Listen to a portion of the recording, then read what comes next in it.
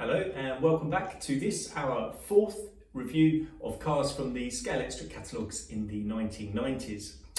Today we're going to be looking at the Sierra Cosworth RS500. If you've not seen one of these reviews before, they're split into three parts. First is a quick chat about the one-to-one car. The second part is a detailed look at the Scalextric car itself. And then the third part is the all-important track test to see how these cars performed.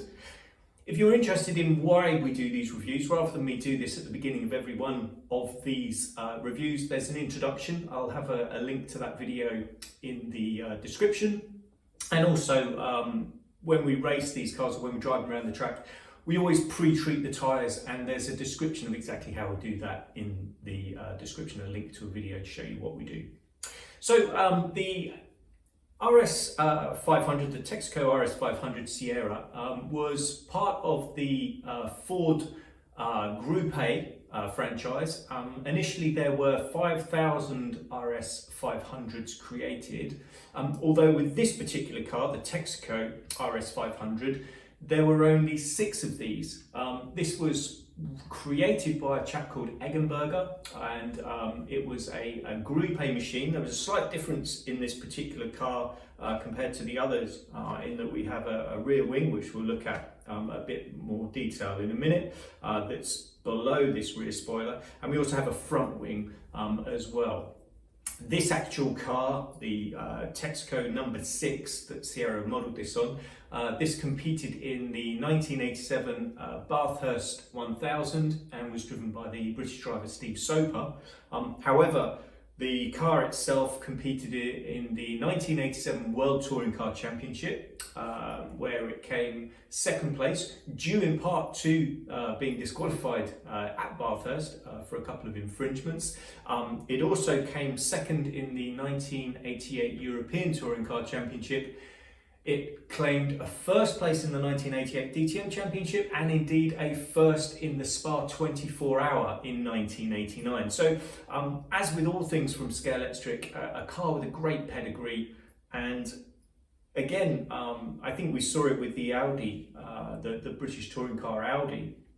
This car is almost a complete replica of that number 6 car driven at Bathurst in 1987.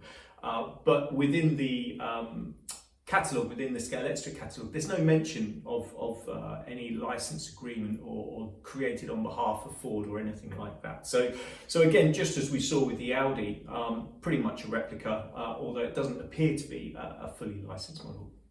Anyway, without further ado, let's get down to it and have a better look at the Scalextric car itself and see what unique features this has over and above the cars that we've already seen within this series. So come and join me over the table. Okay, welcome back, and so here we have the Scalextric model. As I said, this is almost a complete replica of the number 6 car that was driven at Bathurst. If we look at the top decal set here, I think that that is reproduced almost exactly perfectly. If we look down the side, there is a missing decal down here. I don't know whether or not that was down to a licensing issue or not, but if you look at the original photos, you'll see that there are 5 decals along the bottom here.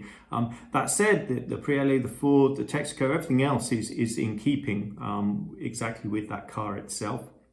And indeed, hopefully from there, you can see this rear wing here on top, beneath, the rear spoiler. So we've got that rear wing. That was part of the detail that they wanted to get modelled. At the front, we have a number of missing decals, and we have a slight difference in how this red line here is displayed, but the Texaco logo itself is in place. We've got front headlights here as well. This side, again, the same as before, but just point out the wheels. We'll have a look at this in a minute. This is an interesting feature. And then we go to the back where we have the lights and we have more decals that you can see here. Inside, again, we saw this with the Jaguar XJ220. They've decided to include a co-driver with a map. I don't understand why Scalextric did that. This car didn't race, as far as I'm aware at least, in anything that would have required a co-driver or a map. So yeah, not quite sure why they did that, but again, I mean, it's quite a nice detail, I guess. So let's we have a quick look underneath. We've got our magnet. We'll do our magnet traction in a minute after we've had a look inside the car itself. This has got the standard guide on again. So this is the original guide, so not the quick release guide. This was first shown, this car, in the 1989 catalogue, although it features much more prominently in the 1990s catalogues. But it was due to be released in late 1989. Anyway, let's whip the top off. There's only a single screw holding the body on, and then that just simply flops out.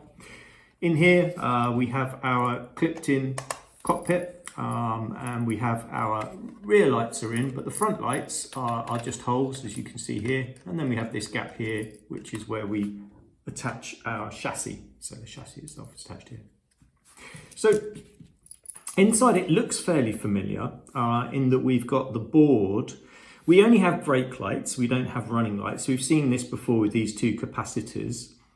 Where we had the brake lights and the running lights and the front lights of the Jaguar XJ220, we also had this board clipped in. And indeed that was to stop, I believed at the time, that was to stop these capacitors from connecting with the steel of the front axle. And indeed, one of the changes that we see here is that we have independent front axles. So they're both attached in. So there's no support again from the front axle for the car as it goes around the corners. But this is a new feature that we've not seen on any other cars before. I mean, there's an argument that says that you could have probably fitted in a normal front axle because there's a plate here. And indeed, these axlettes are clipped underneath there. So I don't see any reason why they couldn't have put that in. But there you go. It's a new feature, which is quite interesting. The other interesting feature is this. This is a single light bulb that's lighting both of the front lights, and it's very effective as well, I should say that. So we saw previously with the Audi that there was a single light bulb in the middle that lit all four front and rear. So we had rear running lights and front running lights, and it was very ineffective for the rear.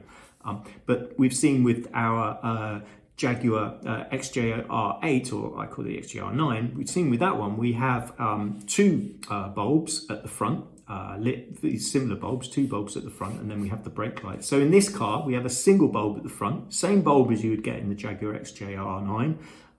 However, this is very effective versus the Audi, which had a single bulb lighting all four lights. So again, all differences, all changes, all worth noting, I think, that makes these cars interesting to me at least. And last but not least, we have the standard clipped-in and the standard Mabuchi motor. There is a quite funky way of the motor. The motor's at an angle. Not sure if that comes across on the camera there, but it goes down at an angle and then down to our magnet there. So with regard to the magnet, I know that unfortunately you don't get to see this display, but I read out what it says to you. So we turn it on and we weigh our car first of all. So let's see, just weigh that down there. So we've got a 54 grams. So we tear that to 0, that goes to 0. And then we put the magnet over the metal just to give us a reading of downforce. So what have we got there?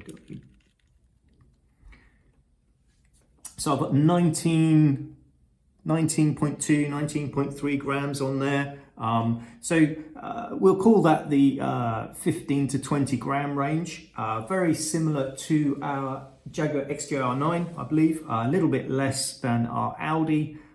So it will be interesting to see how that performs. So we'll call that the 15 to 20 gram range. Okay, so without further ado, let's get this on the track and see how she performs. Hello and welcome back. So we're ready for the track test. As you may know, if you've seen these before, my favourite part. We have our RS500 all prepped and ready to go. Check the description for what it is we do to get these tyres up to speed.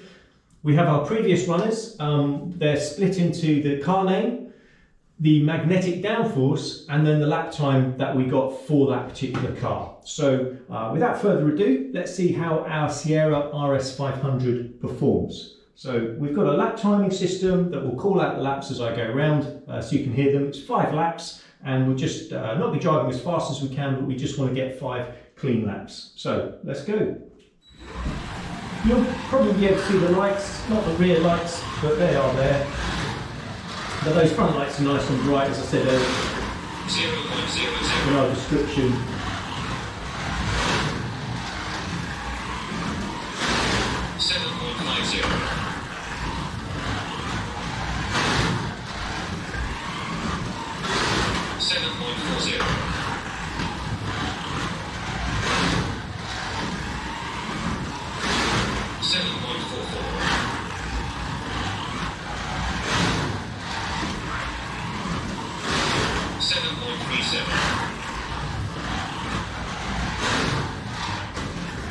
Oh, nearly. Okay, so certainly not the fastest car we've seen so far. We had a best lap of 7.37 and an average lap of 7.44, so not too bad between the two of them. Yeah, I mean, difficult to drive, not great on the magnetic downforce. Certainly the slowest car that we've seen so far. To be honest, I would have thought that this would be around the BTCC speed with regard to, you know, matching the cars like for like. You'd expect this road car, this race car, to be around about that Audi A4. But again, the car itself looks good, as we saw in the description. And it's not actually that bad to drive. I quite enjoy driving this car in terms of just going around the track, but it's not quick. Let's face it, it's not fast at all.